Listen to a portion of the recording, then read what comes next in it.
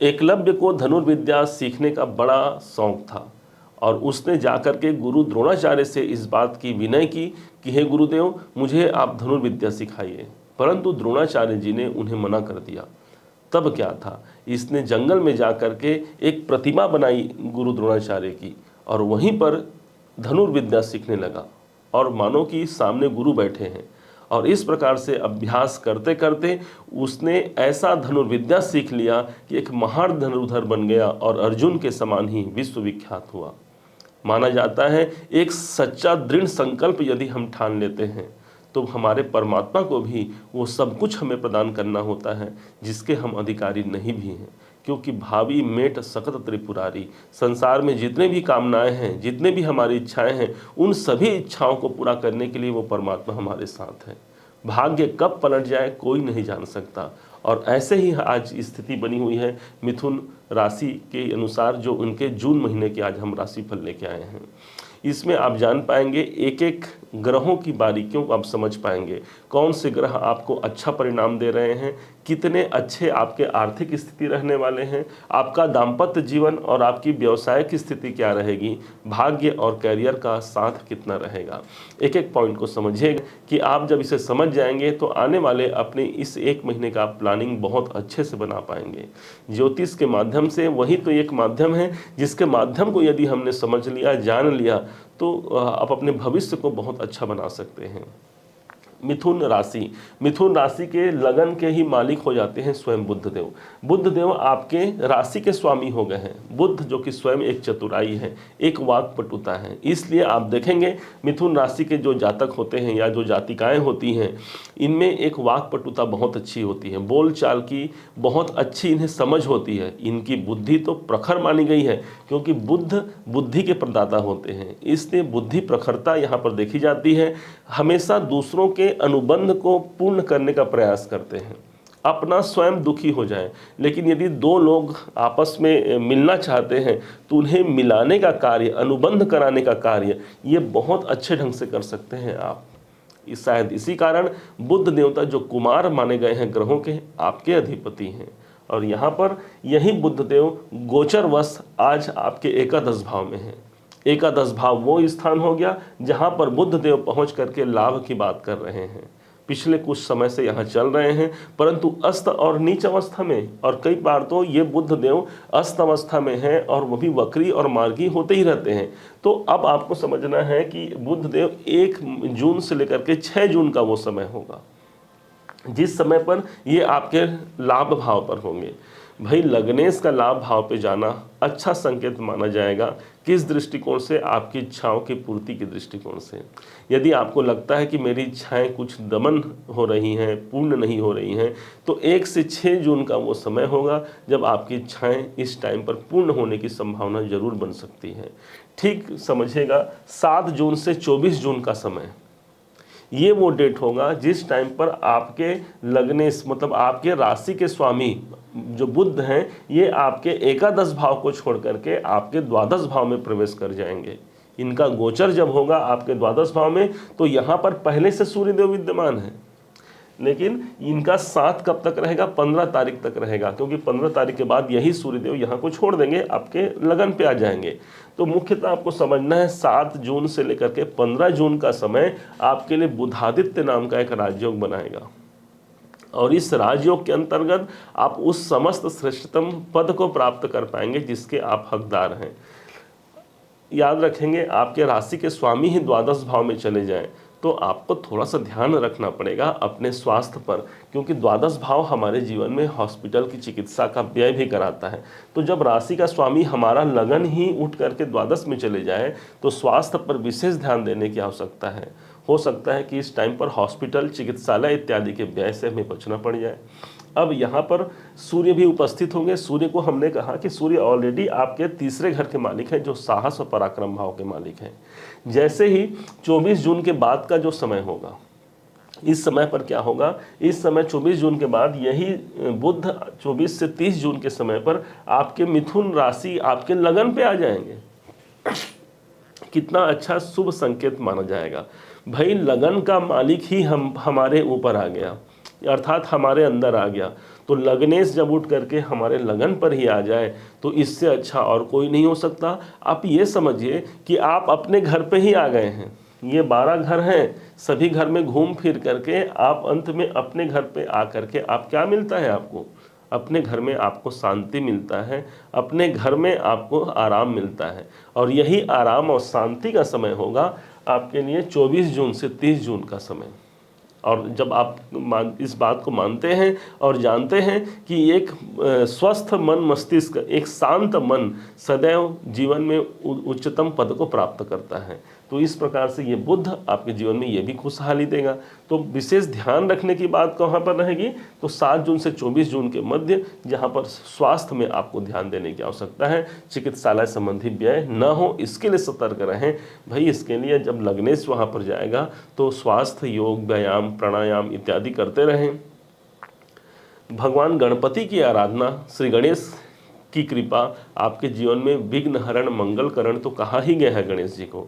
तो इस प्रकार से जब गणेश जी की आराधना करते हैं तो आपके जीवन में विघ्नों का हरण और मंगल जीवन में अपने आप प्रारंभ होने लगेगा। अब उस ग्रह की बात करते हैं जो ग्रह शासक माने गए हैं। सभी 9 ग्रहों में सर्वश्रेष्ठ जिनकी उपाधि है, जो स्वयं राजा हैं। सौर मंडल में हमारे ब्रह्मांड में 9 ग्रह हैं और उनके केंद्र बिंदु पर ही ये सूर्य विराजमान है। और बाकी सभी 8 ग्रह, 7 ग्रह, 6 ग्रह जो बाकी बनते हैं, राहु केतु तो छाया ग्रह हैं, तो बाकी सभी ग्रह इन्हीं सूर्य की परिक्रमा लगा रहे हैं। और परिक्रमा पथ पर ये सूर्य से दूर भी नहीं जा पा रहे हैं, क्योंकि सूर्य में वो गुरुत्वाकर्षण की स्थिति बनी हुई है। अब यही सूर्य आपके 15 जून तक कहाँ रहेंगे? आपके द्वादश भाव पे रहेंगे। द्वादश भाव वो स्थान हो गया जहाँ पर सूर्य रह करके आपके जीवन में तीसरे भाव के स्वामी द्वादश भाव में है। आरोग्यता प्रदान करने वाले हो गए आपके लिए। द्वादश भाव में सूर्य रहे, द्वादश भाव का है का रोग ऋण शत्रुओं का भाव है। साथ में जहाँ देख रहे हैं वो स्थान रोग ऋण शत्रुओं का है, और जहाँ पर विराजमान है वो आपके खर्चों का है, आपके हानि का है, आपके चिकित्सालय के व्यय का है।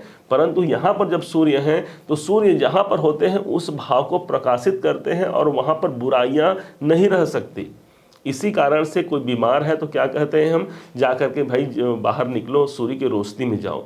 सूर्य की ऊर्जा, सूर्य की रोशनी में इतनी शक्ति होती है कि बड़े से बड़े रोग को भी यह समन कर दे, उनका शांत कर दे।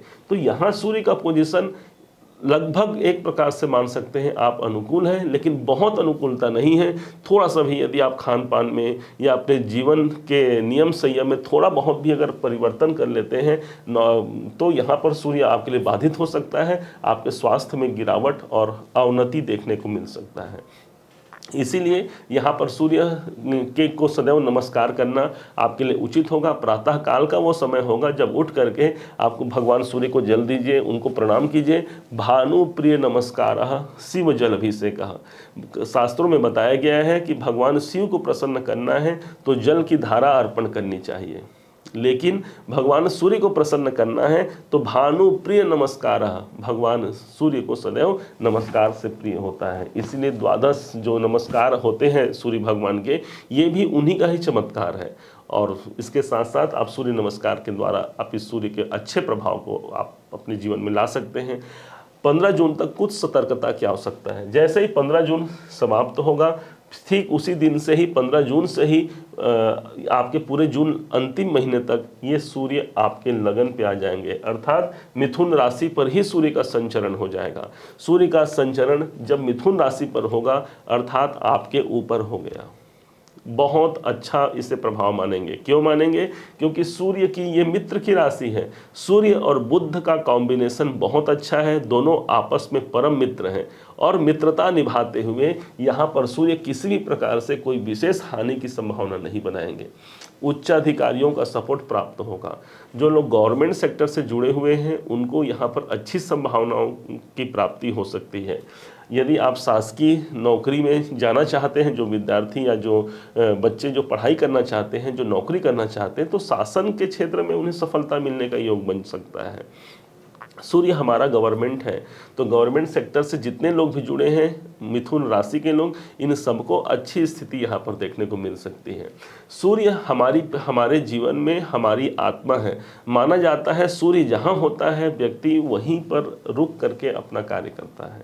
तो सूर्य कहाँ आ जाएगा? 15 जून के बाद लगन में आ जाएगा। तो आप देखेंगे जो पहले से जो हमारी काया जो हो सकता है रोगग्रस्त जो काया है वो निरोगी काया में परिणित हो सकती है, अर्थात स्वास्थ्य के दृष्टिकोण से इसे उत्तम माना जाएगा। बुध के घर पर सूर्य का गोचर सदैव उत्तम फल ही देता है। लग्न में आकर के आप में एक रौबीला वातावरण आपके अंदर दे देगा, स्वयं अपने आप में आपकी पर्सनालिटी को बढ़ा देगा। भाई राजा जब लगन में आए तो राजा कैसा माना गया है? राजा ऐसा होता है कि जहाँ पर राजा रहे वहाँ पर सभी लोग उनके प्रजा हो जाते हैं। तो इसी प्रकार से जब लगन में आए तो आप राजा बन जाएंगे और बाकी सब लोग आपको नतमस्तक करेंगे। तो ये स्थिति, ये रौबीला आपको एक वातावरण स्वयं के ऊपर देखने को मिलेगा इस सूर्य के गोचर के द्वारा। अब बात करते हैं उस ग्रह की जो स्वयं सेना नायक की जिन्हें पदवी प्राप्त है, मार्स अर्थात मंगल। यही मंगल अभी वर्तमान समय पर आपके 4 नंबर पे चल रहे हैं और ये पूरे जून भर आपके दूसरे भाव पर रहेंगे। मंगल जब कुटुंब भाव पर है, धन भाव पर है और वो भी नीच के मंगल यहाँ पर माने गए हैं, तो आर्थिक मामलों पर कोई बहुत ज़्यादा आपको रिस्क लेने की संभावना नहीं बनती। बहुत ज़्यादा रिस्क नहीं लेना है धन के मामले में। हाँ, जो स्थिति है, जो नॉर्मल हमारे खर्चे हैं उन खर्चों का निर्वहन तो करना ही है, लेकिन कोई बड़ा रिस्क लेने से आपको बचना होगा। मंगल जब इस भाव पर होंगे, दूसरे भाव पर होते हैं, तो मंगल आपके 6ठे भाव के स्वामी हैं। कई दृष्टियों से देखा जाए तो 6ठा भाव हमारी प्राप्तियों का भाव है, 6ठा भाव हमारे मेहनतों का भाव है। तो मेहनत भाव का स्वामी जब धन भाव पे चला जाए तो हमारी मेहनत, जो हमने मेहनत किया है, जो परिश्रम किया है, उन परिश्रमों से भी धन की प्राप्ति होने की संभावना यहाँ पर सर्वाधिक बना सकते हैं। अब यही वो भाव है जहाँ पर आपके परिश्रम के साथ साथ प्राप्ति का स्थान भी है। प्राप्ति स्थान का मालिक यदि चला जाए धन भाव में तो ये आप सीधा कंपेयर कीजिए और कुछ नहीं करना है। ये धन हो गया, ये प्राप्ति हो गया। तो धन प्राप्ति के योग को ये बना सकता है। इसलिए हमने शुरू में ही कहा कि किसी प्रकार से बड़े धन इन्वेस्ट नहीं करना है, निवेश नहीं करना है, अपने खर्चों पर ध्यान करना है। और हो सकता है बाकी आपके जन्म पत्रिका में भी यदि मंगल की स्थिति अनुकूल है तो यहाँ पर अच्छा खासा धन भी मंगल दे करके जाते हैं। अब मंगल यहाँ पर उपस्थित तो है, यही हमारी वाणी का स्थान भी है। तो मंगल अगर वाणी भाव में आ जाए तो हो सकता है कभी कभी हमारा मन, हमारी वाणी जो है वो थोड़ी सी ज़्यादा किसी को चुभने वाली हो सकती है। हालांकि यहाँ पर शुक्रदेव हैं, शुक्रदेव उसको मेंटेन करेंगे, मिठास पैदा करते हैं शुक्रदेव। और मंगल थोड़ी तीक्ष्ण वाणी, मतलब हम बोलना तो नहीं चाहते किसी को गलत, लेकिन हम अचानक से क्रोध उत्पन्न हो गया हमारी वाणी में, मन में हमारे गलत नहीं है लेकिन वाणी में ऐसी बात आ सकती है कि किसी को कुछ बोल जाए। हमने कहा साथ में शुक्राचार्य भी हैं, तो शुक्रदेव उसे मेंटेन करेंगे और उसी के द्वारा आपके लाभ को यहाँ पर बढ़ाएंगे। अब यहाँ पर समझना है कि अब इस मंगल को देख लिया, मंगल जून भर यहीं पर है। मंगल का एक घर और होता है जो कि एकादश भाव है।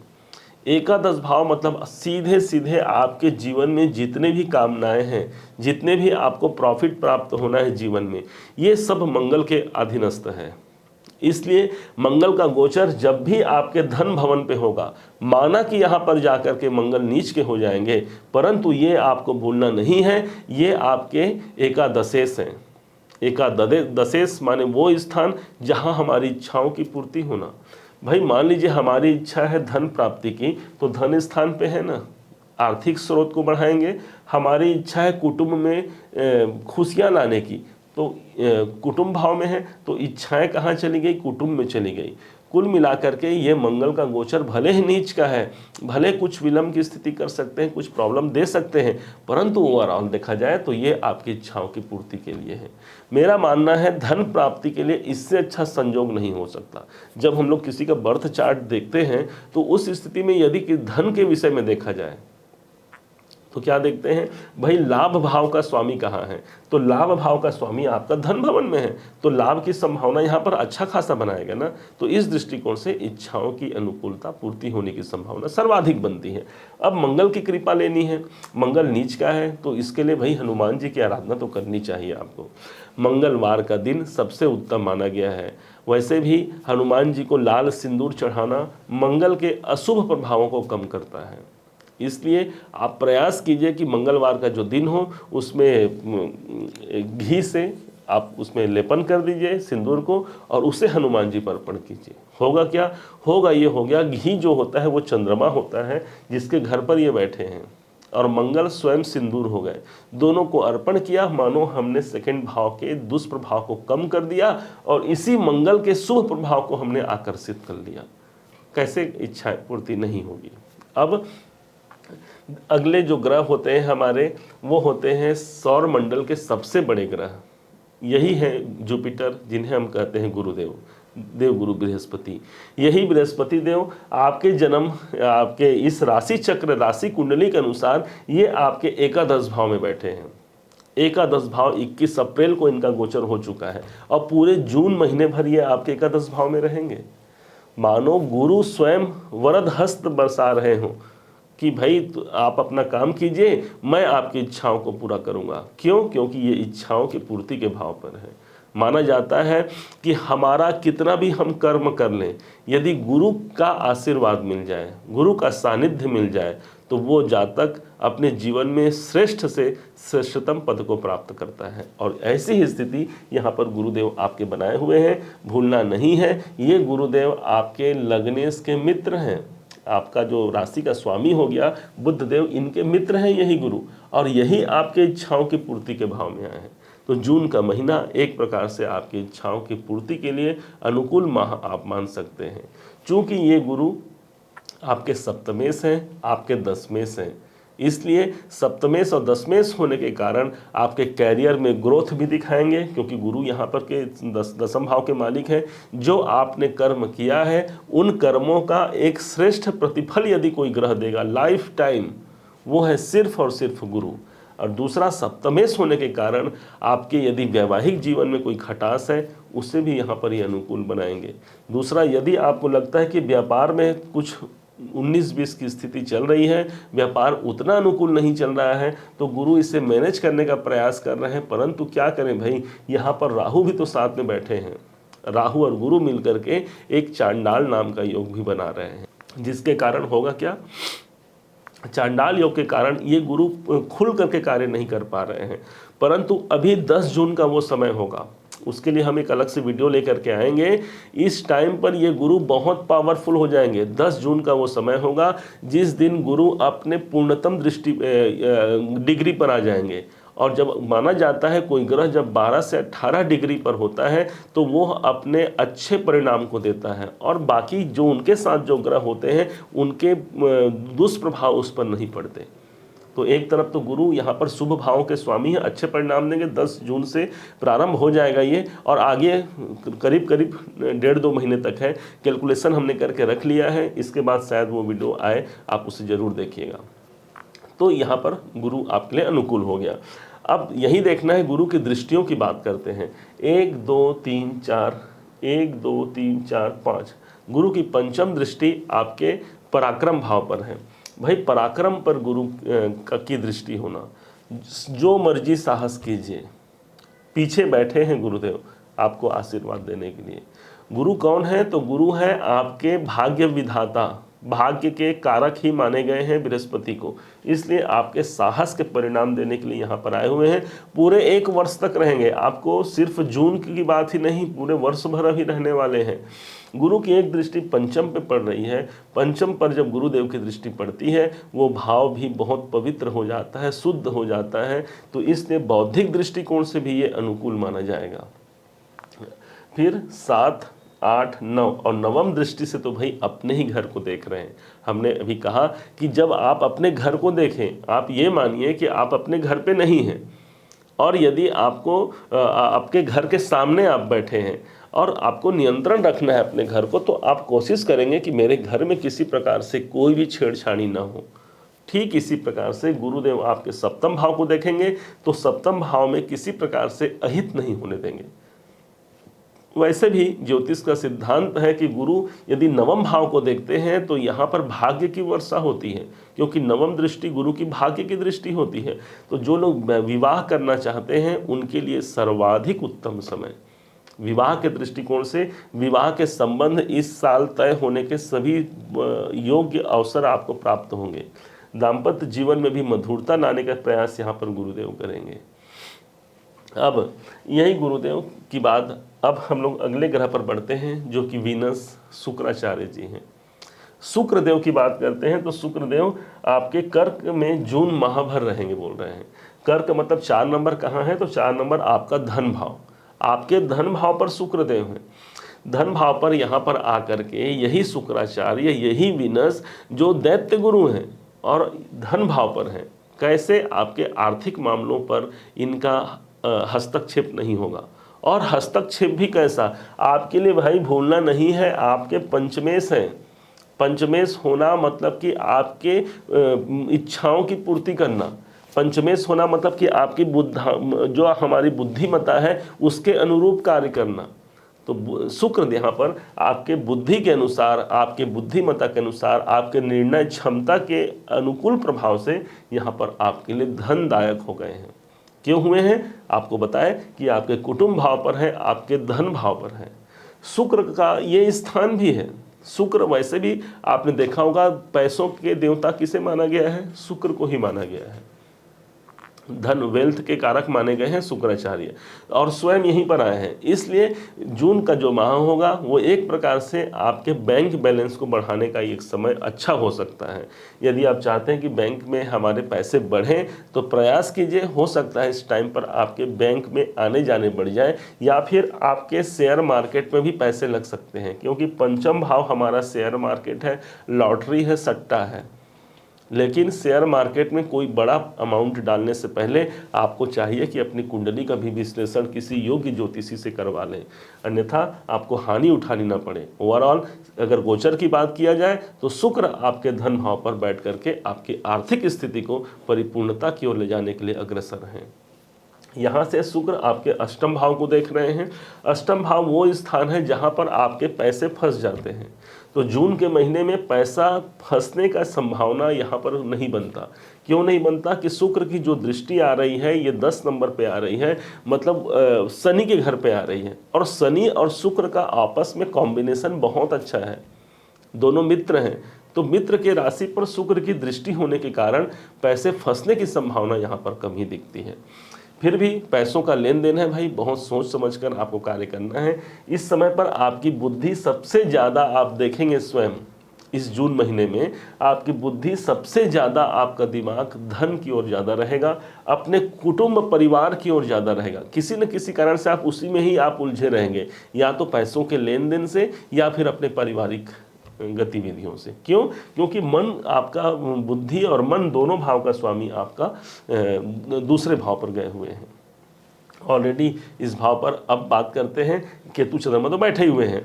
अब उस विशेष ग्रह को सामने ला करके हम प्रस्तुत करते हैं जो सभी 9 ग्रहों में जिसे दंड नायक की पदवी प्राप्त है। इसे दंड नायक की पदवी यूं ही प्राप्त नहीं है, ये तो कर्मों के अधिष्ठाता हैं। कर्म जो जैसा करता है उसका फल वैसे ही वो प्रदान करते हैं। गीता में भी कहा गया है कर्मण्येवाधिकारस्ते, तो कर्म का फल तो हमें प्राप्त होगा, और इसी के लिए, इसी कर्मों का प्रतिफल देने के लिए हमारे विधाता ने हमारे जन्म पत्रिका में, हमारे ग्रह गोचरों में इन शनि देवता को नियुक्त किया हुआ है। इसीलिए जब जब शनि का गोचर होता है तब तक वो हमारे जीवन पे सबसे बड़ा रोल प्ले करता है। बाकी सभी ग्रह तो कम अवधि के होते हैं, शनि देव 2.5 वर्ष के होते हैं। जहाँ पर बैठ गए तो बस बैठ गए, 2.5 वर्ष तक कहीं जाने वाले नहीं हैं। परंतु एक बहुत खास बात है इस जून के महीने में। कौन सा बात? तो कहते हैं जून के महीने में 17 जून का वो टाइम होगा, वो डेट होगा 17 जून का, जिस डेट को शनि देव वक्री हो जाएंगे। माना जाता है कि यदि कोई ग्रह जहाँ पर वक्री होता है उसके एक घर पीछे वो अपना फल जरूर देते हैं। शनिदेव आपके भाग्य भाव पर आए हैं। कब आए हैं आपको ध्यान होगा? 17 जनवरी सन 2023 का वो दिन था जब शनि देवता ने आपके अष्टम भाव को छोड़ करके आपके भाग्य भाव पर प्रवेश किया था। भाग्य भाव पर शनि का जाना आपको भाग्योन्नति के लिए बहुत श्रेष्ठ आपके लिए है ये 2.5 साल। अब लेकिन 17 जून से जैसे ही ये वक्री होंगे, मतलब ये एक घर पीछे का भी फल देंगे। मतलब आप ये मानिए आपके लिए थोड़ा सा यहाँ पर चिंताजनक स्थिति इसलिए भी बनती है कि अगर शनि अपने घर पीछे का फल देगा तो एक घर पीछे का जो भाव होता है वो रुकावट का होता है, चिंता का होता है, डिप्रेशन का, तनाव का। तो मतलब जो आपने पास्ट में जो झेला, जो अपने गुजरे हुए कल में जो झेला है, उसको एक बार फिर से पुनरावृत्ति होने की संभावना यहाँ पर काफ़ी बढ़ जाएगी। तो इसलिए आपको सतर्क रहना है इस शनि के वक्री स्थिति को। करीब 3-4 महीने का ये समय है, अगस्त के किसी डेट तक है, उसके लिए भी हम एक वीडियो लेकर के आएंगे। उसे आप देखिएगा कैसे हम इसी वक्री स्थिति में भी हम उसे लाभ में कैसे परिणित कर सकते हैं, हम उसमें बताने का प्रयास करेंगे। उसे समझ करके वक्री स्थिति में भी आप इस शनि से अच्छे खासे अच्छे परिणाम आप ले सकते हैं। शनि देवता भाग्य में तो है ही है। अभी 17 जून तक यदि बात करें तो भाग्य में अनुकूलता यहाँ पर देखने को मिलेगी। 17 जून के बाद थोड़ा सा रुकावट की स्थिति बनती है, इसलिए कोई बहुत बड़ा निर्णय नहीं लेना है। जब तक ये वक्री अवस्था में रहेंगे, ये आपके हो सकता है इस टाइम पर धनागमन में ये रुकावट पैदा कर दें। कोई किसी प्रकार से पहले से कोई धन संबंधी कोई चिंताएं व्याप्त हैं तो उसको और बढ़ा देने का एक कार्य कर सकते हैं भाई। तो इस टाइम पर हमें क्या करना है, शनि देवता की कृपा प्राप्त करना है। जितने भी 4th क्लास एम्प्लॉय हैं ये सब के सब शनि देव हैं, आपको भूलना नहीं है। और उनसे जुड़ करके, उनका हेल्प करके, उनका मदद करके आप इस शनि के इस दुष्प्रभाव से भी बच सकते हैं। दूसरी बात आपको भूलना नहीं है, शनि देवता आपके जीवन में आपके भाग्येश हैं। भाई भाग्य के मालिक शनि देव हैं, तो शनि देव कैसे हमारे भाग्य को खराब करेंगे, भाग्य को प्रभावित नहीं करेंगे, बल्कि सिर्फ एक आपको लेसन सिखाने के लिए यहाँ पर ये वक्री होंगे। और उस लेसन को यदि आपने सीखा, समझा, तो उसके 3-4 महीने बाद जब ये फिर से मार्गी हो जाएंगे तो सोचिए जरा आपके जीवन में कितनी बड़ी बढ़ोतरी होगी। हमारे विधाता जब जब इन ग्रहों के माध्यम से हमें दुख देते हैं तो इसका ये कदापि मतलब नहीं होता कि हमारे जीवन में हमारे परमात्मा की कृपा नहीं है।